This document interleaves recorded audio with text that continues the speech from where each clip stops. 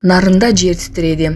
Сейсмология институтунун берген маалыматына ылайык, бүгүн 12 майда саат 7:33 Кыргыз Республикасынын аймагында очогунда 4,5 магнитудасына жеткен жер титирөө катталды. Жердин силкинүүсү Нарын облустунун Актала районунун Жаңы Талап Аккый айылдарында 4 балга чейин сезилген. Учурда жер жерлеринде жабыркагандар жана кыйроолор боюнча тактоо иштери жүргүзүлүүдө. Тибетте 5,6 магнитудага жеткен жер титирөө болду. Кытайдын Тибет автономиялуу районунда 5,6 магнитудага жеткен жер титирөө болду. Бул тууралуу Европа жер ортолук деңизи сейсмологиялык борбору билдирди. Жер астындагы силкинүүлөр UTC убактысы боюнча 21:11 катталган. Маалыматка ылайык, жер титирөө Шигади шаардык округунан 124 км түштүк батышта башталган. Анда 80 миңге жакын адам жашайт. Жер титирөөнүн очогу 10 км тереңдикте жайгашкан. Курмандыктар жана кыйроолор тууралуу маалыматтар айтылган жок. Мунарбек Сейитбек уулу Олимпиадада секундант болгон өзбек машыктыруучу менен жолукту. Олимпиада оюндарынын күмүш медаль ээси мушкер Мунарбек Сейитбек уулу Олимпиадада ага секундант болгон өзбекстандык машыктыруучу Акмаль Хасанов менен жолукту. Бул тууралуу өзбекстандык машыктыруучу билдирди. Маалыматка караганда, кыргызстандык спортчулар Yangi Abadка биргелешке машыгууга барышкан. Париж 2024 Олимпиадасынын финалисти менен иштөө жагымдуу болду деп жазды ал. Түндөгү ажал. Ноокатта 39 жаштагы адам экскаваторга тебеленип каза болду. 10 май күнү Ноокат районунун Кайрагач айылында 39 жаштагы адамды кокустан экскаватор тебелеп кетип каза болду. Бул тууралуу Турмуш басылмасына өздүк булактар кабарлады. Алдын ала маалыматка караганда, кырсык 10 май күнү кечинде болгон. Экскаватордун айдоочусу жол тегиздеп иштеп, артка айдап бара жатканда кокустан 39 жаштагы жол кызматкерин тебелеп кеткен. Бул маалыматты Ош облустук жол кыймылынын коопсуздугун камсыздоо бөлүмүнүн басма сөз кызматы тастыктады.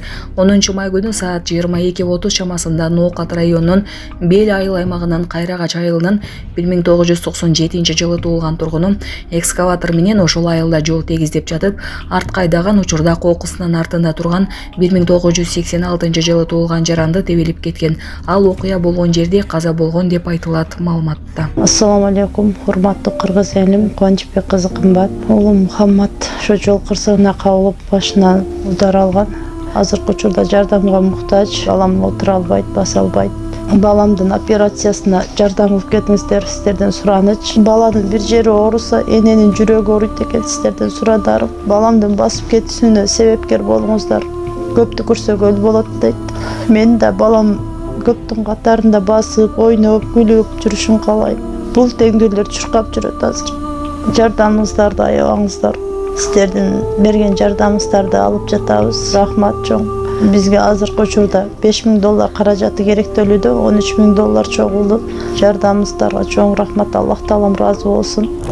Кредиттин номерлер М-банк кымбатка деп чыгат 3197. Ошол эле номерде оденги бар. Баланс кылып салам дегендерге.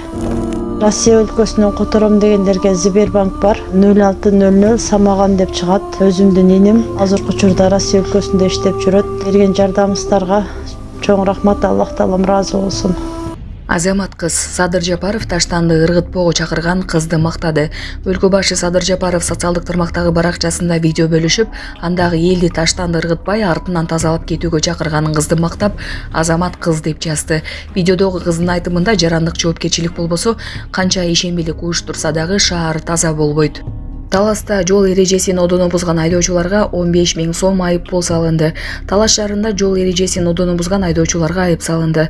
Бул тууралуу Талас облустук жол кыймылынын коопсуздугун камсыздоо башкы башкармалыгынын басма сөз кызматы билдирди. Маалыматка караганда, видеодогу унаалар Талас шаарындагы базардын жанындагы Отурбаев көчөсүндөгү жол чийимдерине карабастан каршы тилкеге чыгып, жол эрежелерин одону түрдө бузушкан. Жыйынтыгында айдоочулардын ар бирине 15 000 сомдон айып пул салынды.